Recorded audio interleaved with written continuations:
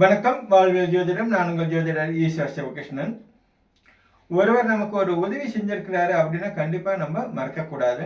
மறக்கக்கூடிய மரபு தமிழர்கள் மரபல்ல. அதாவது நம்ம இங்கே எப்பொழுதுமே நன்றி விசுவாசம் உடையவர்களாக இருக்கிறோம்.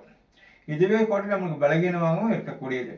பொதுவாக சமுதாயத்தில் பார்க்கக்குள்ள தமிழர்கள் ஏமாந்து போக காரணமே அவங்க நன்றியோட ஒருத்தர் செய்த ஒரு உதவியை மனசில் வச்சு நடக்கிறது தான்.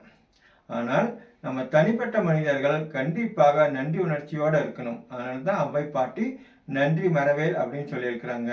செய் நன்றி அறிதல்னு ஒரு அதிகாரத்தையே வள்ளுவ பெருந்தகை வச்சிருக்கிறாரு. எந்த மாதிரியான அறத்தை நம்ம கைகொள்ளாமல் அதை தவிர்த்துட்டாலும் கண்டிப்பாக செய் நன்றி மறக்கக்கூடாது. அந்த மாதிரி மறந்தால் அவங்களுக்கு உய்வே இல்லை அப்படின்னு சொல்லுவார். பொதுவாக நம்மளுக்கு ஒவ்வொரு விஷயத்தையும் அப்படியே மனசில் பதிய வைக்கிறதுக்காக தான் அரிச்சுவடி பாடத்திலிருந்தே நம்ம பெரியவங்க எல்லாமே சொல்லி வச்சிருக்கிறாங்க. எல்லா நல்லதையும் நம்ம நன்றி மட்டுமல்ல படித்ததையும் மறந்துடுறோம்.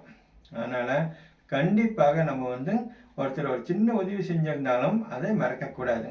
அந்த காலத்தினால் செய்த உதவி ஞானத்தில் மானப்பெரிதுன்னு கூட சொல்லியிருக்கிறாங்க. உலகத்தை விடவே பெருசு.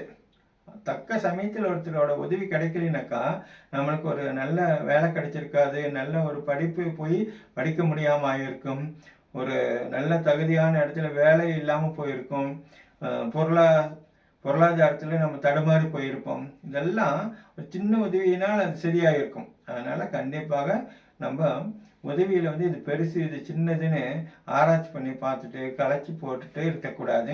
கண்டிப்பாக ஒருத்தர் செஞ்ச ஒரு உதவியை மனதார நம்ம அப்படியே கல்வெட்டாட்ட மனசில் பதிய வச்சிருக்கணும். அவங்களுக்கும் நம்மளுக்கு உதவி தேவைப்படுற நேரத்தில் அவங்க கேட்காமே செய்யணும். இதுதான் தமிழர் மரபு, மனித பண்பு. நன்றி.